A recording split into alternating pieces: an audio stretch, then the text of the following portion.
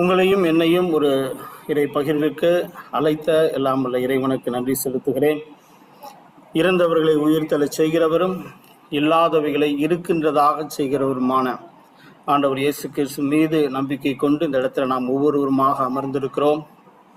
அப்படியே கண்களை மூடி இந்த நேரத்தில் ஆவியானுடைய பிரசன்னத்துக்கு நம்மை முழுவதுமாக ஒப்புக் கொடுப்போம். அன்பின் பரலோக பிதாவே, உமக்கு நன்றி செலுத்துகிறோம். இதோ இந்த துதி ஆராதனையின் மூலமாக உமக்கு நன்றி செலுத்தினோம், உம்மை போற்றினோம், உம்மை புகழ்ந்தோம், உம்மை ஆராதித்தோம், உம்மை மகிமைப்படுத்தினோம். இதோ இந்த இறை வார்த்தைக்கு அடுத்து நாங்கள் கடந்து வந்திருக்கிறோம். இன்றைய தினத்திலே நாங்கள் தியானிக்க இருக்கக்கூடிய அந்த வார்த்தைகளை ஆண்டவரை தெளிவுடனும் துணிவுடனும் எடுத்துக்கூற என்னை முழுவதும் ஆட்கொண்டு வழிநடத்தும்படியாக ஜெபிக்கிறேன். இதோ இங்கே வந்திருக்கக்கூடிய ஒவ்வொரு சகோதர சகோதரிகளுக்கு தேவையான மன்னாவை இந்த நாளிலே அப்பா என்னை மறைத்து நீர் தரும்படியாக ஜெபிக்கிறேன். ஆவியானவரே ஆட்கொண்டு வழிநடத்தும். ஆமீன். Praise the lord. ஹல்லேலூயா. வீடியோவை ஆன் பண்ண விருப்பம் உள்ளவர்கள் அந்த வீடியோவை ஆன் பண்ணிக்கோங்க. இன்னும் நிறைய பேர் வீடியோ ஆன் பண்ணாமல் இருக்கிறீங்க. வீடியோவை ஆன் பண்ணால் கொஞ்சம் வசதியாக இருக்கும். இந்த நாளிலே நாம் தியானத்துக்கு மைய சிந்தனைக்கு எடுத்துக்கொள்ளக்கூடிய ஒரு தலைப்பு, தீமையானதை நன்மையாக மாற்றுகிறவர் நம் ஆண்டவர். ஹல்லேலூயா. தீமையானதை நன்மையாக மாற்றுகிறவர் நம் கடவுள். இந்த வார்த்தை எதை மையப்படுத்தி இருக்குது அப்படின்னா, தொடக்க நூல் 50வது அதிகாரம் 20வது இறை வார்த்தை. யோசேப்பு அவருடைய சகோதரரை பார்த்து, அவருக்கு 11 சகோதரர்கள் இருப்பது நமக்கு தெரியும். அந்த 11 சகோதரர்களும் யோசேப்புக்கு தீமையானதை, அவருக்கு துன்பத்தை, அவருக்கு பிரச்சனையை கொடுக்குறாங்க. ஆனால் அந்த பிரச்சனைகளை கடவுள் எவ்வாறு நன்மையாக மாற்றுகிறார்? நம்முடைய வாழ்விலும் அன்றாடம் நம்ம ஏராளமான பிரச்சனைகளை சந்தித்து கொண்டிருக்கிறோம். அதையெல்லாம் எப்படி நன்மையாக மாற்றுறது அப்படிங்கிறதான் இந்த நாளின் மைய கருத்தாக, சிந்தனையாக நாம் எடுத்திருக்கிறோம். அப்போ இந்த வார்த்தையினுடைய மூலத்தை வைத்து பார்க்குறப்போ, தீமையை ஆண்டவர் கொடுத்து அதை நன்மையாக மாற்றுகிறாரா அப்படின்னா அப்படி கிடையாது. தீமை எதுவும் ஆண்டவரிடமிருந்து வருவதில்லை. அதில் நம்ம ஒரு தெளிவான விளக்கத்தில் இருக்கணும். யாக்கோபு 1வது அதிகாரம் 13வது இறை வார்த்தை சொல்லுகிறது. எடுத்தவங்க யாராவது வாசிக்கலாமா? யாக்கோபு 1வது அதிகாரம் 13வது இறை வார்த்தை.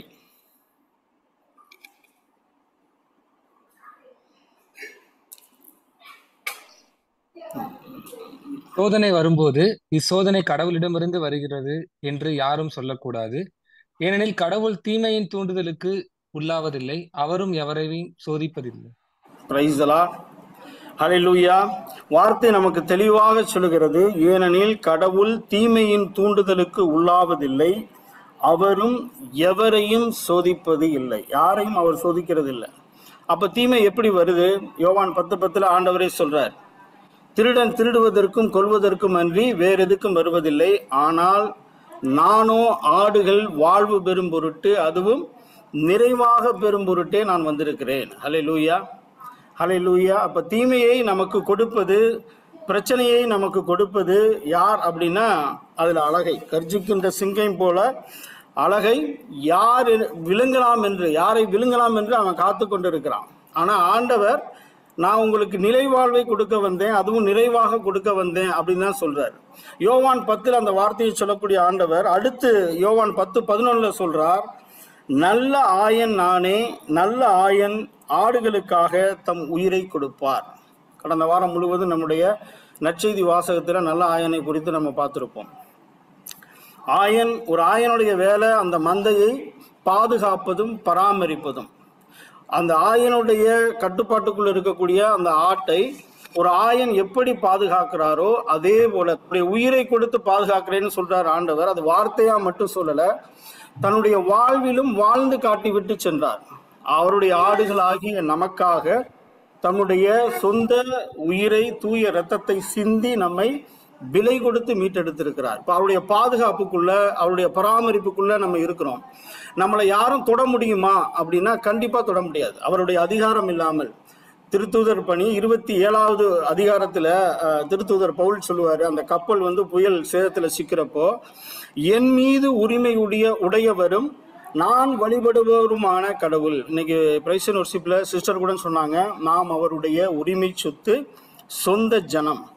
நம்ம மேல உரிமை இருக்கக்கூடிய ஒரே ஒரு நபர் யார் அப்படின்னா அது ஆண்டவர் இயேசு கிறிஸ்து தான். அவரை தவிர நம்மை தொடுவதற்கு யாருக்கும் எந்த அதிகாரமும் கிடையாது. சாத்தான் நம்மை நெருங்கவே முடியாது. சாத்தான் அழகைக்கு அந்த அதிகாரம் முழுவதுமாக பறிக்கப்பட்டிருக்கு. அப்படி இருக்கின்ற பொழுது எப்படி சாத்தான் நம்ம நெருங்குறான்? ஏன்னா அந்த யோவான் அதிகாரத்திலே நம்ம தொடர்ந்து பறிச்சுக்கிட்டே வந்தோம் அப்படின்னம்னா, யோவான் 10வது அதிகாரம் 28, 29 இன்னும் ஒருபடி மேல போய் சொல்றார், என் கையில் இருந்து உங்களை யாரும் பறித்து கொள்ள முடியாதுங்கிறார். அதுக்கு அடுத்த வார்த்தை, என் தந்தையிடமிருந்தும் யாரும் உங்களை பறித்துக் கொள்ள முடியாது. அவர்கிட்ட இருந்து யாருமே நம்மளை பறிச்சுக்க முடியாது. நம்ம அவருடைய பாதுகாப்புக்குள்ள இருக்கோம், அவருடைய பராமரிப்புக்குள்ள இருக்கோம். ஏன்னா நாம் விலை கொடுத்து மீட்கப்பட்டிருக்கிறோம். நம்முடைய மீட்புக்காக, நம்முடைய விடுதலைக்காக, நம்முடைய சுக வாழ்வுக்காக கொடுக்கப்பட்ட விலை பொன்னும் பொருளும் அல்ல, மாறாக விலை மதிக்க முடியாத விலையேறப்பட்ட தூய இரத்தத்தை சிந்தி நம்மை விலை கொடுத்து மீட்டெடுத்திருக்கிறார். ஹல்லேலூயா, ஹல்லேலூயா.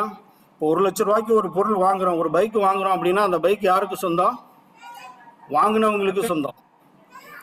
50,000 ரூபாய்க்கு ஒரு செல்போன் வாங்குறோம் அப்படின்னா அந்த செல்போன் யாருக்கு சொந்தம்? வாங்கின நபருக்கு சொந்தம். 5 லட்சத்துக்கு ஒரு லேண்டு வாங்கினாலும் 10 லட்சத்துக்கு ஒரு வீடு வாங்கினாலும் யார் வாங்குறாங்களோ அவங்களுக்கு தான் அந்த இடமோ வீடோ பைக்கோ மொபைலோ சொந்தமாகுது. அதுபோல நாம் ஒவ்வொருவரும் யாருக்கு உரிமை உடையவர்கள் அப்படின்னா, விலை கொடுத்து மீட்கப்பட்டவருக்கு உரிமை உடையவர்கள். அவருடைய சொந்த இரத்தத்தை சிந்தி நம்மை விலை கொடுத்து மீட்டெடுத்திருக்கிறார். சாத்தானிடம் நமக்கு எந்த உரிமையும் கிடையாது, அதிகாரமும் கிடையாது.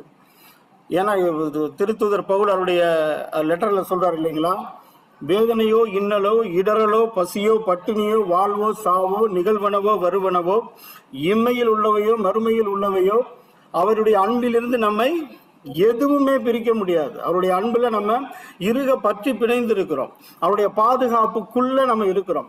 அப்படி பாதுகாப்புக்குள்ள இருக்கின்ற நமக்கு ஏன் மறுபடியும் பிரச்சனை வருகிறது, ஏன் சோதனை வருகிறது, எதன் மூலமாக இந்த துன்பத்தை நாம் அனுபவிக்கிறோம் அப்படின்னா, அழகை ஒரு சில விஷயங்களை 2 விதமாக நமக்கு பிரச்சனை வருகிறது. முதல் விஷயம் யோபோட வாழ்க்கையில நம்ம பார்க்கலாம். முதல் அதிகாரத்துல ஆண்டவர் சாத்தானை பார்த்துட்டு சொல்றார், என்னுடைய ஊழியன் யோபுவை பார்த்தாயா, அவன் எந்த அளவுக்கு மாசற்றவனாக நேர்மை உள்ளவனாக எல்லா விதமான தீமைகளையும் அகற்றி கடவுளுக்கு அஞ்சி வாழ்பவன், அவனை போல எந்த மனிதனும் இல்லை அப்படின்னு ஒரு சர்டிபிகேட் கொடுக்கிறாராம் யோபுவை பற்றி.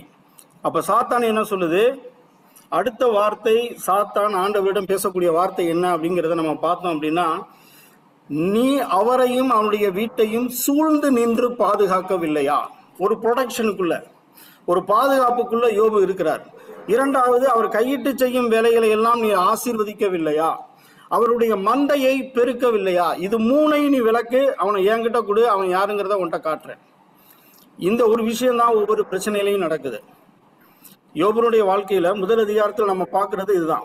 ஒரு பர்மிஷன் கேட்குது. ஏன்னா அவருடைய அதிகாரத்துக்குள்ள இருக்கிறார். எதனால அவருடைய பாதுகாப்புக்குள்ள இருக்கிறார் அப்படின்னா, அதே யோவான் 10வது அதிகாரத்துல பார்த்தோம்னா, ஆண்டவர் உங்களிடமிருந்து என்னை யாரும் பிரிக்க முடியாது, என்னிடமிருந்து உங்களை யாரும் பிரிக்க முடியாதுன்னு சொல்றதுக்கு முன்னாடியே ஒரு விஷயத்த சொல்றார். என்ன அந்த விஷயம் அப்படின்னா, என் ஆடுகள் என் குரலுக்கு செவிசாய்க்கின்றன, என்னை அவை அறிந்திருக்கின்றன, என்னை அவை பின்பற்றுகின்றன. ஹல்லேலூயா, ஹல்லேலூயா. அவருடைய கையிலிருந்து நாம வெளியில போகாம இருக்கணும், அவருடைய பாதுகாப்புக்குள்ள இருக்கணும், அந்த பராமரிப்புக்குள்ள எப்போதும் இருக்கணும் அப்படின்னா நம்ம செய்ய வேண்டிய 3 விஷயங்கள்.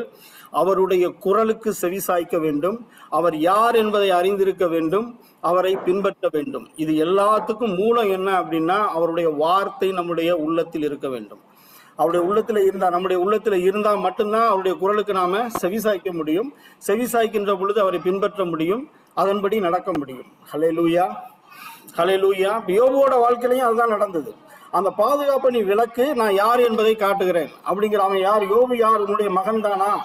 உனக்கு நீங்க சொல்ற மாதிரி அவர் உன்னுடைய ஊழியன் தானா என்பதை நான் உரசி பார்த்து உங்களுக்கு மெய்ப்பிக்கிறேன் அப்படிங்கிறத சாத்தான் ஆண்டவர்கிட்ட ஒரு சேலஞ்சு பண்றான். அப்ப ஆண்டவர் அனுமதி கொடுக்கிறார்.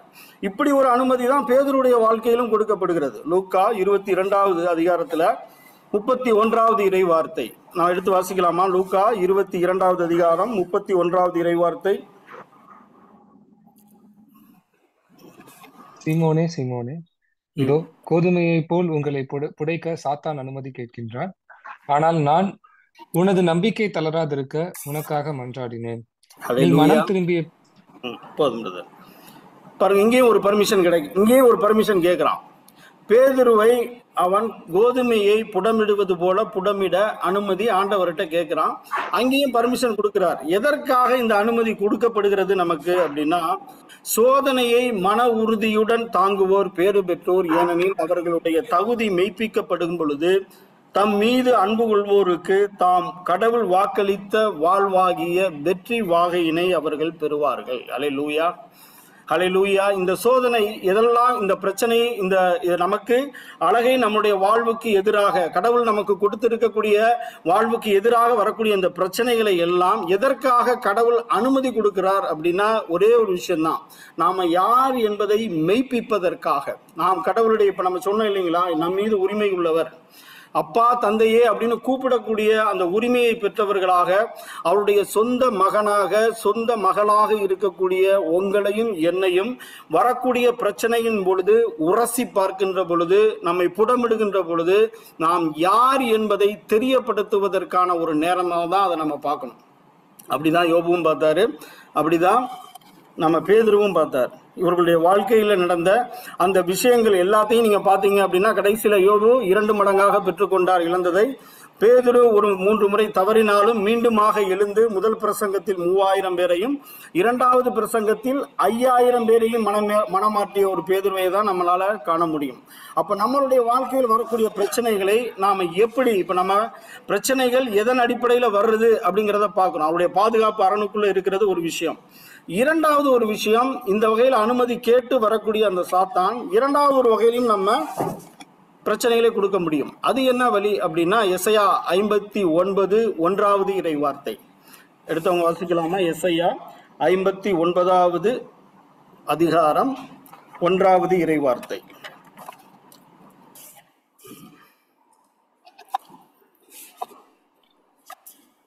மீட்க இயலாதவாறு ஆண்டவரின் கை குறுகிவிடவில்லை, கேட்க முடியாதவாறு ஆண்டவரின் காது மந்தமாகி விடவில்லை.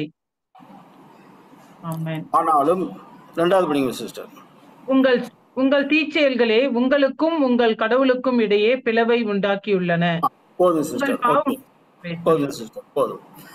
பாருங்க, இவ்வளவு அன்பினால் அந்த யோவான் 10ல பார்த்தோம், பிரிக்க முடியாத ஒரு உறவுல நாமும் அவரோடு இருக்கிறோம், நாம் அவரோடு இணைந்து இருக்கிறோம். ஒரு பாதுகாப்பு கிடைக்குது, ஒரு பராமரிப்பு கிடைக்குது.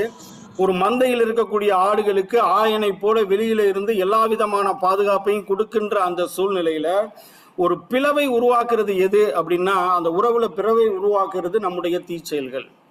நமக்கு செய்யக்கூடிய எல்லாவற்றையும் மீட்க இயலாதவாறு என்னுடைய கை குறுகி விடவில்லை, நம்முடைய மன்றாட்டை கேட்காதவாறு அவருடைய செவிகள் மந்தமாகி விடவில்லை. ஆனால் நம்முடைய தீச்செயல்களே கடவுளுக்கும் நமக்கும் இடையேயான ஒரு பிளவை உண்டாக்குகிறது. இதை எப்படி நம்ம புரிஞ்சுக்கணும் அப்படின்னா, மந்தைக்குள்ள எல்லா ஆடுகளும் இருக்குது, வெளியில ஒரு ஆயன் நிற்கிறாரு. அந்த மந்தைக்குள்ள இருக்கக்கூடிய ஆடுகள் அந்த ஆயனுடைய குரலுக்கு செவி கொடுத்து அவரை அறிந்து அவரை பின்பற்றி வரக்கூடிய ஆடுகள் அதனுடைய பாதுகாப்போட இருக்குது. வெளியில இருக்கக்கூடிய கரடியோ சிங்கமோ ஓனாயோ நரியோ எதுவுமே அதை நெருங்க முடியாது ஆயனை தாண்டி.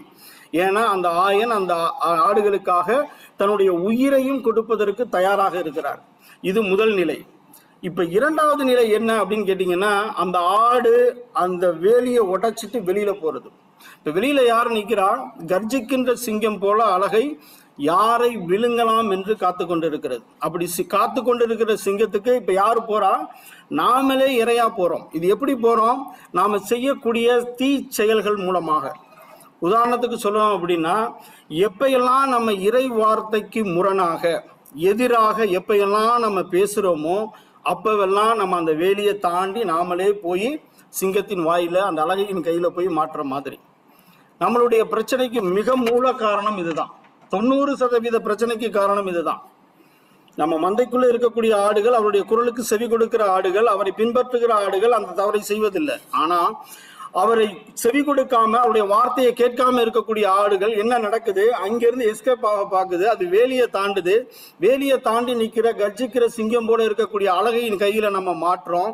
மாற்றினது பிறகு வரக்கூடிய பிரச்சனைகளை நம்மளால அதுல இருந்து மீண்டு வருவதற்கு எப்படி என்று வழி தெரியாமல் விழித்து கொண்டிருக்கிறோம். ஹல்லேலூயா, ஹல்லேலூயா. இப்போ நமக்கு பிரச்சனை 2 விதமா வருது அப்படிங்கிறத குறித்து நம்ம பார்த்தோம். இந்த பிரச்சனைகளை நன்மையாக மாற்றுவது எப்படி? இப்படி வரக்கூடிய துன்பத்தை இப்படி வரக்கூடிய பிரச்சனைகளை, இப்படி வரக்கூடிய தீமைகளை நன்மையாக மாற்றுவது எப்படி? ஏன்னா யோசேப்போட அதிகாரத்தில், அந்த தொடக்க நூல் 50வது அதிகாரத்தில் யோசேப்பு சொன்ன வார்த்தையை வச்சுதான் நம்ம தியானத்துக்கு எடுத்திருக்கிறோம்.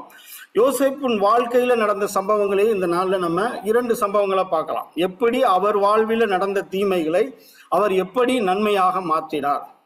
முதல் சம்பவம், அவருடைய வாழ்க்கையில நடந்த சகோதரர்கள் மூலமாக அவருக்கு எதிரான ஒரு மிகப்பெரிய ஒரு தீமை நடந்தது. நம்ம எல்லாத்துக்குமே தெரியும், யோசேப்பினுடைய வாழ்க்கையில தொடக்க நூல்ல யோசேப்பு நடந்த, அவருடைய வாழ்வில் நடந்த விஷயங்கள் நமக்கு தெரியும். அவருக்கு தந்தை வழியாக பிறந்த 11 சகோதரர்கள் அவர் மீது பொறாமை கொண்டு அவரை ஒதுக்கி, அவரை புறந்தள்ளி, அவர் எந்த அளவுக்கு பண்ணணுமோ எல்லா வேலைகளையும் அவர் பண்ணாங்க.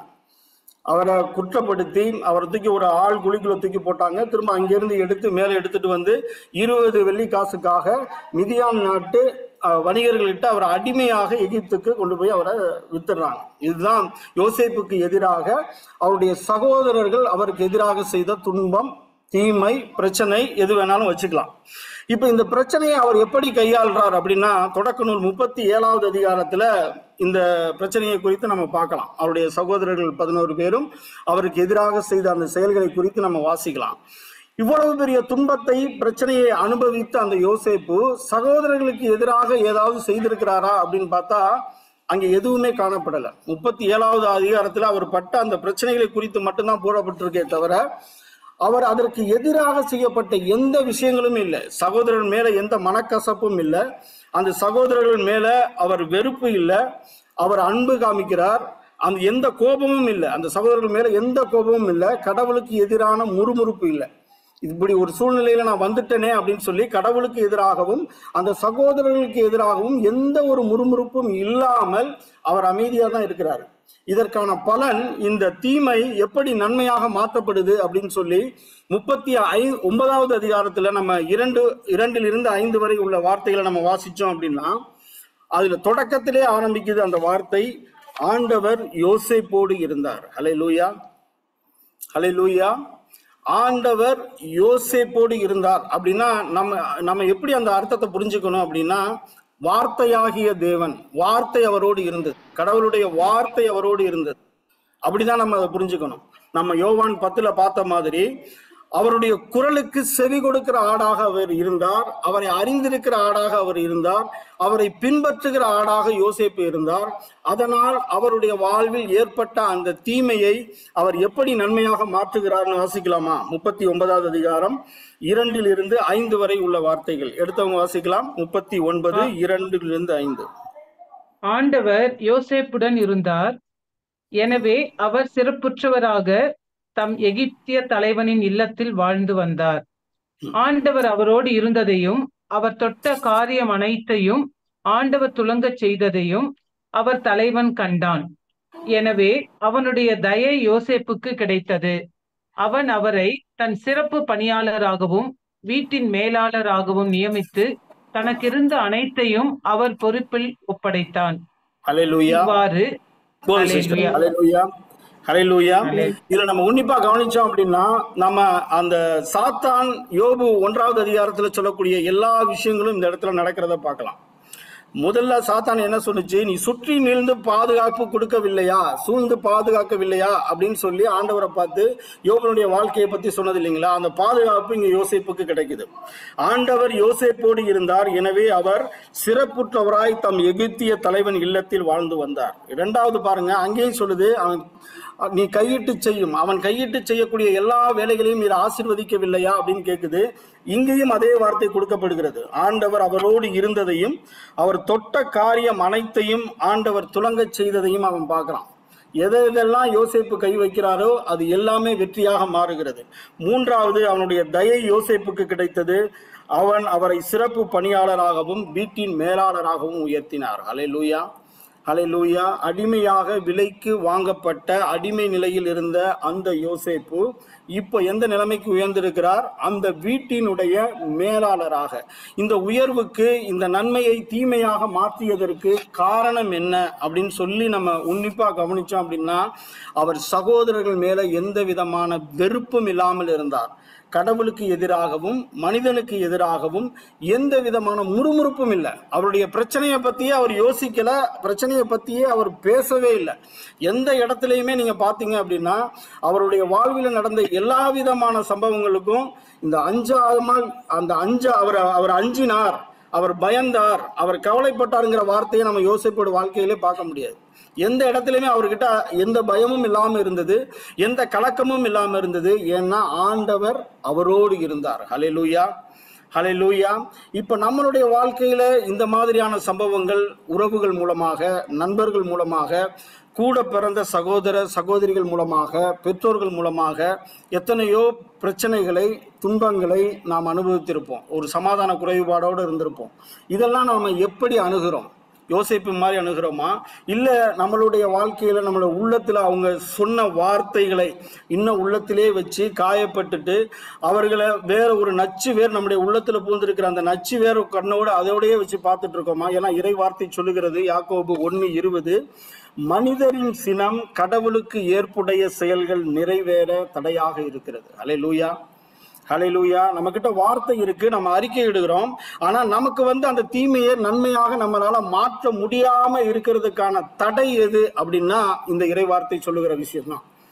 மனிதனின் சினம், நமக்கு யாரெல்லாம் கஷ்டம் கொடுக்குறாங்களோ கஷ்டம் கொடுக்கக்கூடிய அந்த நபர்கள் மீது நம்மளுடைய ஒரு பாரத்தை வைத்துக்கொண்டு, அவர்கள் மீது ஒரு வெறுப்பை வைத்துக்கொண்டு நம்ம வார்த்தையை அறிக்கை எடுக்கின்ற பொழுது அது தடையா போய் நிற்கிறது எது அப்படின்னா மனிதனுடைய சினம். வார்த்தை தெளிவாக சொல்லுகிறது, மனிதனின் சினம் கடவுளுக்கு ஏற்புடைய செயல்கள் நிறைவேற தடையாக இருக்கிறது. மாறாக என்ன செய்யணும்? அடுத்த வார்த்தை அதற்கான விளக்கத்தை சொல்லுகிறது. எல்லா வகையான அழுக்கையும் உங்களிடம் மிகுந்துள்ள தீமையையும் அகற்றி உங்கள் உள்ளத்தில் ஊன்றப்பட்ட வார்த்தையை பணிவோடு ஏற்றுக்கொள்ளுங்கள், அதுவே உங்களை மீட்க வல்லது. ஹல்லேலூயா, ஹல்லேலூயா. இப்ப நமக்கு ஏற்பட்ட அந்த துன்பத்தை, அந்த துயரத்தை நம்ம நன்மையாக மாற்றணும் அப்படின்னா ஆண்டவர் நமக்கு சொல்லித்தரக்கூடிய விஷயம் இதுதான். நம்முடைய உள்ளத்தில் ஊன்றப்பட்ட அவருடைய வார்த்தையை பணிவோடு ஏற்றுக்கொள்ளுங்கள், இதுவே நம்மை மீட்க வல்லது. யோசேப்பு அந்த தீமையை நன்மையாக மாற்றினார். சகோதரர்கள் செய்த துரோகத்தை அவர் நன்மையாக மாற்றி அந்த இடத்துல அந்த வீட்டின் மேலதிகாரியாக மாறினார் அப்படின்னா அவருடைய உள்ளத்துல சகோதரரை குறித்து எந்த வெறுப்பும் கிடையாது, கடவுளை குறித்து எந்த முறுமுறுப்பும் கிடையாது. அதனால அந்த தீமை அவருக்கு நன்மையாக மாற்றப்பட்டது. ஹல்லேலூயா, ஹல்லேலூயா. இப்ப நம்மளுடைய வாழ்க்கையில நாம இத்தகைய சம்பவங்களை எப்படி கையாண்டு கொண்டிருக்கிறோம்? ஒருவேளை நம்ம வேற மாதிரியான முறைகளில் கையாண்டு கொண்டிருந்தோம் என்றால், இன்னும் நம்ம காயப்படுத்தியவர்களை மன்னிக்க முடியாமல் அவர்கள் மீது கோபப்பட்டு கொண்டிருந்தோம்னா இன்னைக்கு ஒரு முடிவெடுப்போம். இனி நம்முடைய வாழ்வில் நம்மை காயப்படுத்தியவர்களை, நம்மை புறந்தள்ளியவர்களை எப்ப நாம் அந்த கோபத்தை நம்முடைய உள்ளத்திலிருந்து தூக்கி போடுறோமோ ஒதுக்கப்பட்ட கல்லான நம்மை மூளைக்கல்லாக மாற்ற ஆண்டவர் வல்லவராய் இருக்கிறார். ஹல்லேலூயா, ஹல்லேலூயா. யோசேப்பு ஒதுக்கப்பட்ட கல் தான், எல்லா இடத்திலையும் புறந்தள்ளப்பட்ட கல்லு தான். ஆனா அந்த கல்லை மூளைக்கல்லாக மாற்றினார். அதே போல நம்முடைய வாழ்க்கையிலையும் ஒரு பிரச்சனை மூலமாக நம்ம ஒதுக்கப்பட்ட கல்லாக எந்தெந்த இடத்துல எல்லாம் நம்ம புறந்தள்ளப்பட்ட கல்லாக இருக்கிறோமோ அந்த இடத்திலிருந்து ஆண்டவர் நம்மை மூளைக்கல்லாக மாற்ற ஆண்டவர் தயாராக இருக்கிறார். நாம செய்ய வேண்டியது ஒன்னே ஒண்ணு மட்டும்தான், மனிதனின் சினம் கடவுளுக்கு ஏற்புடையவைகள் நம்முடைய வாழ்வில் நிறைவேற தடையாக இருக்கக்கூடிய அந்த தடைகளை எல்லாம் நீக்கி போடணும். ஒரு முழு மன்னிப்பை கொடுப்போம். முழு மன்னிப்பை அவர்களுக்கு கொடுக்கின்ற பொழுது நாம் அந்த ஆசீர்வாதத்தை, அந்த நன்மையை நாம் பெற்றுக்கொள்ள முடியும். இரண்டாவது ஒரு விஷயத்துக்கு வருவோம். ஒரு சம்பவத்தை பார்த்தோம், அவருடைய வாழ்க்கையில நடந்த துன்பத்தை அவர் நன்மையாக மாற்றினார். அப்ப அப்படியே நன்மையாவே இருக்குமா அப்படின்னா இல்ல. இந்த உலகில் நமக்கு துன்பம் உண்டு. எப்ப அப்படின்னா இறுதி வரை, நம்முடைய உயிர் மூச்சு இருக்கின்ற வரை அந்த துன்பம் உண்டு. ஒவ்வொரு நாளும் அத்தகைய துன்பத்தை நாம் ஆண்டவரின் துணை கொண்டு போராடிதான் வெற்றி கொள்ள வேண்டும். அதுதான் நமக்கு கொடுக்கப்பட்டிருக்கிற அழைப்பு. அந்த அழைப்புல இப்ப இரண்டாவது பிரச்சனையை குறித்து பார்க்கலாம். யோசேப்பு வாழ்க்கையில இரண்டாவதாக நடந்த ஒரு சம்பவம், போத்திபாருடைய மனைவி மூலமாக அந்த அவருடைய லைஃப் இப்ப ஸ்மூத்தா போய்கிட்டு இருக்கு. ஆனா இப்ப இரண்டாவது பிரச்சனை அவருடைய மனைவி மூலமாக வருது. இப்ப என்ன பிரச்சனை? அவரை குறித்து இல்லாததையும் பொல்லாததையும் செய்யாத ஒரு தவறுக்கான ஒரு தண்டனையை அவர் அனுபவிக்கிறார் அவருடைய மனைவி மூலமாக. அவருடைய மனைவியின் பேச்சை கேட்டு போத்திபாரும் இவரை சிறைச்சாலைக்கு அனுப்புகிறார். இப்ப இங்க இருக்கக்கூடிய சூழ்நிலை பாருங்க. தன் மேல ஒரு வீண் பழி சுமத்தப்படுகிறது, ஒரு குற்றப்பழி சுமத்தப்படுகிறது. செய்யாத ஒன்றை செய்தார் என்று சொல்லி அவர் மீது குற்றப்பள்ளி சுமத்தி அவரை சிறைச்சாலைக்கு அனுப்புறாங்க. இங்கேயும் யோசேப்போட ரியாக்ஷன் என்ன அப்படின்னா, போத்திபார் மீதும் போத்திபார் மனைவி மீதும் அவருக்கு எந்த வெறுப்பும் இல்லை. அவர் தான் நியாயமானவன் அப்படிங்கிறத நிரூபிக்கவும் அவர் அங்கே முயன்ற மாதிரி எந்த ஒரு வார்த்தையும் போடப்படலை. பிரச்சனை வருது, அந்த பிரச்சனையிலேருந்து முடிஞ்ச அடுத்த வகை பார்த்தீங்க அப்படின்னா ஆண்டவர் யோசேப்போடு இருந்தார். அல்லேலூயா, அல்லேலூயா. அடுத்த விடுதலை எங்கே ஆரம்பிக்குது அவருக்குன்னா, ஆண்டவர் யோசேப்போடு இருந்தார் அப்படின்றது அந்த விடுதலையே ஆரம்பிக்குது. அப்ப எப்ப எல்லாம் நம்ம அவருடைய குரலுக்கு செவி கொடுக்கக்கூடிய ஆடுகளாக நாம இருக்கிறோமோ, அப்ப எல்லாம் நாம் அவரை பின்பற்றுகின்ற பொழுது, அவரை அறிந்திருக்கின்ற பொழுது, நம்ம அவருடைய பாதுகாப்புக்குள்ளும் அவருடைய அரவணைப்புக்குள்ளும் நாம் கடந்து போகிறோம். அப்ப யோசேப்புக்கு இந்த இரண்டாவது பிரச்சனையை எப்படி கையாள்றார் அப்படின்னா, இதை ரோமையர் 12வது அதிகாரம் 21 சொல்லப்பட்ட வார்த்தையின் மூலமாக எடுத்தவங்க வாசிக்கலாம். ரோமையர் 12:21. தீமை உங்களை வெல்ல விடாதீர்கள், நன்மையால் தீமையை வெல்லுங்கள். அல்லேலூயா. தீமை உங்களை வெல்ல விடாதீர்கள், நன்மையால் தீமையை வெல்லுங்கள். இந்த பிரச்சனையை அவர் முறியடிக்கக்கூடிய விதத்தை நம்ம பார்த்தோம் அப்படின்னா, இவர் இருக்கிறது சிறையில கைதியாக இருக்கிறார். கைதியாக இருக்கக்கூடிய 2 பேர், அங்கே இவரோடு இருக்கக்கூடிய சக கைதிகள் 2 பேர் முகம் வாடி இருக்கிறாங்க. இவர் போய் அங்கே போய் அவருடைய துக்கத்தை, என்ன உன்னுடைய முகம் வாடி இருக்கிறதே, நீ ஏன் கவலையாய் இருக்கிறேன்னு கேட்கிறார். இதுல நம்ம 2 விஷயத்தை புரிஞ்சுக்கலாம். முதல்ல, மகிழ்ச்சியோட இருக்கக்கூடிய ஒரு நபரால தான் இன்னொரு நபரை பார்த்து நீ ஏன் கவலையோட இருக்கிற அப்படின்னு சொல்லி கேட்க முடியும். அப்ப இந்த சூழ்நிலையிலும் யோசேப்புக்கு பயம் இல்லை, கவலை இல்லை. ஏனென்றால் ஆண்டவர் யோசேப்போடு இருந்தார். அந்த வார்த்தை மேல அவரோடு இருக்கிறாருங்கிற அந்த ஒரு விசுவாச நம்பிக்கை அவருக்கு எப்பவுமே இருந்தது. அந்த நம்பிக்கையில தான் அவர் போயிட்டு அடுத்த 2 பேர்கிட்ட கேட்கிறாரு, நீங்க ஏன் கவலையோட இருக்கிறீங்க. அவங்க 2 பேருக்கும் இருக்கக்கூடிய பிரச்சனை என்னன்னா, அவங்க பார்த்த கனவுக்கு விளக்கம் தெரியல. அதுதான் அவங்களுக்குள்ள கவலை. அந்த கனவுக்கான விளக்கத்தை இவர் கொடுக்கிறார். இப்ப இவர் வந்த நிலைமையை நமக்கு எல்லாமே தெரியும். இவரை கொலை செய்யக்கூடிய அளவுக்கு அவருடைய சகோதரருக்கு இவர் மேல வந்த வெறுப்புக்கு காரணம் என்ன அப்படின்னா, கனவுதான். தொடக்கத்திலேருந்து நம்ம யோசேப்பினுடைய வாழ்க்கையை நம்ம படிச்சு பார்த்தோம்னா நமக்கு தெரியும். அநேக முறை நம்ம யோசேப்புடைய வாழ்க்கையை நம்ம படிச்சிருக்கிறோம், நமக்கு தெரியும்.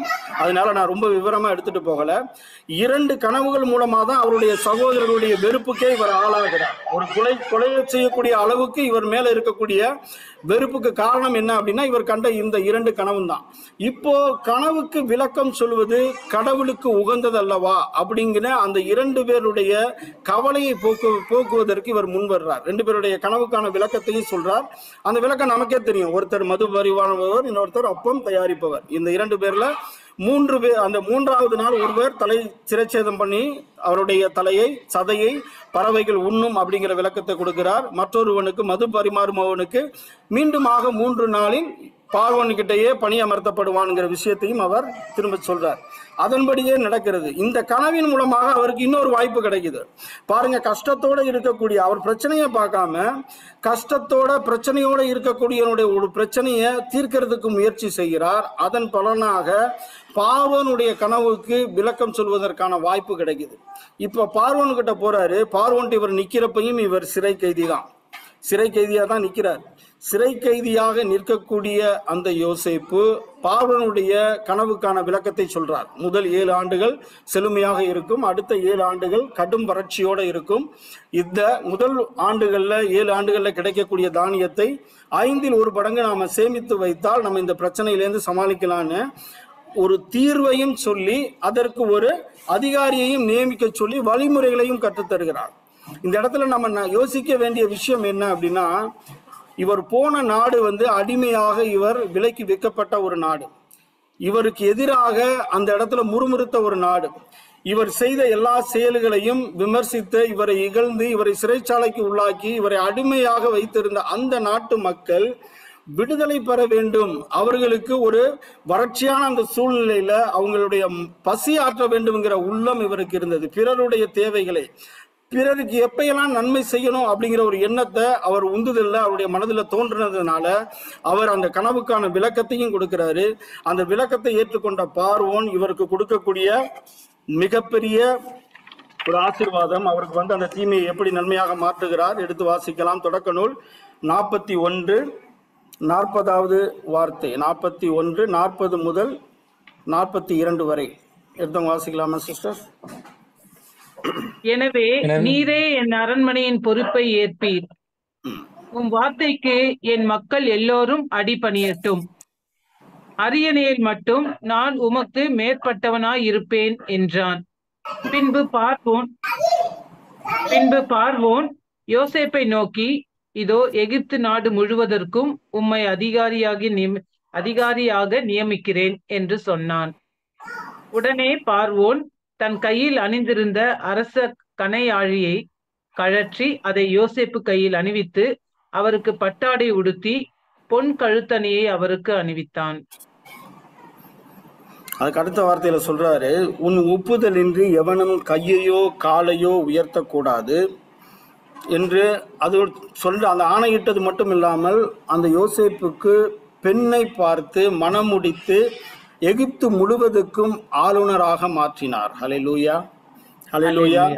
அடிமையாக விற்கப்பட்டு சிறை கைதியாக இருந்த அந்த யோசேப்புக்கு அவருக்கு வந்த அந்த தீமை, அவருக்கு வந்த அந்த துன்பம், அவருக்கு வந்த அந்த பிரச்சனை எந்த அளவுக்கு நன்மையாக மாறுதுன்னு பாருங்க. ஒரு தேசத்துக்கு அதிகாரியாக ஆளுநராக நியமித்து அந்த அரசன், பார்வோன் அரசன் அந்த அடிமையாக வந்தவருக்கு பெண்ணை பார்த்து மனம் முடித்து அவருக்கு தேவையான எல்லாத்தையும், அவருக்கு மோதிரத்தை அனுபவிக்கிறது, பட்டாடை அனுபவிக்கிறதுலேருந்து விலை உயர்ந்த எல்லாத்தையும் அனுபவித்து அவரை எந்த அளவுக்கு உயர்த்தணுமோ அந்த அளவுக்கு உயர்த்தியதற்கு காரணம் என்ன அப்படின்னா, இந்த இடத்துல யோசேப்போடு கடவுள் இருந்தார். அதே போல ஒவ்வொரு பிரச்சனைக்கு மத்தியிலும் ஆண்டவர் நம்மோடு இருக்கிறார். நம்மளுடைய வாழ்வில் ஒருவேளை நம்ம வேலிக்குள்ள இருந்து அவருடைய பாதுகாப்புக்குள்ள இருந்து நமக்கு வரக்கூடிய பிரச்சனையாக இருக்கலாம். இல்லை அந்த வேலியை உடைச்சிட்டு நம்மளுடைய தீச்செயல்கள் மூலமாக வெளியில போய் நம்ம அந்த கர்ஜிக்கின்ற சிங்கமாகிய அழகிட்ட போய் நம்ம கையில மாட்டி அதன் மூலமாக நம்ம பிரச்சனையை அனுபவிக்கக்கூடியவர்களாக இருக்கலாம். ஆனால் இது எந்த பிரச்சனையாக இருந்தாலும் லூக்கா 15 சொன்ன மாதிரி தவறி போன அந்த ஒரு ஆடா இருந்தாலும் ஆண்டவர் அந்த ஒரு ஆட்டை தேடியும் போறார். நம்ம தவறி போயிட்டோம்னு சொல்லி நம்மளை விட்டுட்டு போகக்கூடிய ஆண்டவர் நம்முடைய ஆண்டவர் கிடையாது. ஒருவேளை நம்ம செய்யக்கூடிய செயல்கள் மூலமாக நம்ம பிரச்சனையில மாட்டி இருந்தாலும் நம்மை தேடி வந்து மீட்க வல்லவர் அவர். ஹல்லேலூயா, ஹல்லேலூயா. அப்ப நம்ம மீண்டுமாக அந்த பாதுகாப்பு வளையத்துக்குள்ள வர்றதுக்கு என்ன முயற்சி செய்யணுமோ அத்தகைய முயற்சிகளை நாம் செய்ய வேண்டும். அதற்கு நம்ம என்ன செய்யணும்? முதல்ல வார்த்தையை கேட்க வேண்டும். எங்கெல்லாம் நம்ம இறை வார்த்தை சொல்லப்படுகின்ற பொழுது அந்த வார்த்தையை நாம ஆழமாக கேட்டு நம்முடைய வாழ்வில அதை தியானித்து அதை நம்ம ஏற்றுக்கொண்டு நடக்கின்ற பொழுது நாம மீண்டுமாக அந்த பாதுகாப்பு வளையத்துக்குள்ள இருப்போம். ஆண்டவருடைய அரவணைப்புல இருப்போம். அவர் நம்மோடு இருப்பார். நம்மோடு இருக்கின்ற பொழுது எத்தகைய பிரச்சனைகளையும் நம்மால கையாள முடியும். நமக்கு வரக்கூடிய எவ்வளவு பெரிய சூழ்நிலைகளாக இருந்தாலும், எவ்வளவு பெரிய பிரச்சனைகளாக இருந்தாலும் அத்தகைய பிரச்சனைகளை, அத்தனை பிரச்சனைகளையும், வரக்கூடிய தீமைகளையும், துன்பங்களையும், துயரங்களையும் நன்மையாக மாற்ற ஆண்டவர் நம்மோடு இருக்கிறார். ஹல்லேலூயா, ஹல்லேலூயா. இஸ்ரவேலை காக்கிறவர் கண் அயர்வதும் இல்லை, கண் உறங்குவதும் இல்லை என்று சொல்லி வார்த்தை சொல்லுகிறது. நம்மை காக்கின்ற தேவன் கண் அயராமல், கண் உறங்காமல் நம்மை ஒவ்வொரு முறையும் பாதுகாத்து நம்மை பராமரித்து வழிநடத்தி கொண்டிருக்கிறார். அதை உணர்ந்தவர்களாக இந்த நேரத்தில் நமக்கு வரக்கூடிய இந்த நாளில் தியானித்த இந்த கருத்துக்களோடு கண்களை மூடி நம்மை முழுவதுமாக இந்த நேரத்தில் ஒப்புக் கொடுப்போம். அன்பின் பரலோக பிதாவே, அப்பா உமக்கு நன்றி செலுத்துகிறோம். இதோ இந்த நாளிலே நாங்கள் கேட்ட இறை வார்த்தைகளின்படியாக எங்களுடைய வாழ்விலே வந்த துன்பங்களை, துயரங்களை, பிரச்சனைகளை நாங்கள் வேறு விதமாக இத்தனை வருடங்களாக நாங்கள் கடைபிடித்து வழிநடத்தி வந்திருந்தாலும் இதோ உம்முடைய இறை வார்த்தையை கொண்டு முறியடைப்பதற்கான வல்லமையை அப்பா இந்த நாளிலே நீர் எங்களுக்கு கற்றுத்தந்திருக்கிறீர். தீமையை நன்மையாக மாற்றுவதற்கு தடையாக எங்களுடைய வாழ்விலே இருக்கக்கூடிய எல்லா நெறிகேடுகளையும், பொல்லாங்குகளையும், பேராசைகளையும், தீய உள்ளத்தையும், பொறாமை எண்ணத்தையும், சினத்தையும், சண்டை சச்சரவுகளையும், வஞ்சகத்தையும், அவதூறு பேசுவதையும், பிறரை தீர்ப்பிட்டு குற்றப்படுத்தி இகழ்ந்து பேசுவதை எல்லாம் நிறுத்தி, பிறரை மன்னிக்க முடியாத நிலையில் இருந்து மனம் மாறி, பிறரை அன்பு செய்ய முடியாத நிலையில் இருந்து முழுவதுமான எங்களுடைய மனதை மாற்றி, ரோமையர் 5:5 இறை வார்த்தையின்படியாக எங்களுடைய உள்ளத்திலே பொழியப்பட்ட அந்த இயேசு கிறிஸ்துவினுடைய அன்பை நாங்கள் முழுவதும் பெற்றுக்கொண்டவர்களாக, யாக்கோபு 1:21 சொல்லப்பட்ட அந்த இறை வார்த்தையின்படியாக எங்களுடைய உள்ளத்தில் இருக்கக்கூடிய தீமையான அழுக்கை எல்லாம் அகற்றி எங்களுடைய உள்ளத்தில் ஊன்றப்பட்ட வார்த்தையாகிய இறை வார்த்தையை நாங்கள் பணிவோடு ஏற்றுக்கொண்டு அதன்படி நடந்து எங்களுடைய வாழ்வில் எதிரான எல்லா தீமைகளையும் நாங்கள் முறியடித்து அதை நன்மைகளாக மாற்ற ஆவியானவரே, நீர் எங்களுக்கு உதவி செய்யும்படியாக எங்கள் ஒவ்வொருவரையும் ஒப்புக்கொடுத்து ஜெபிக்கிறேன். ஆமென். தந்தை, மகன், தூய ஆவியின் பெயராலே ஆமென். Price the Lord.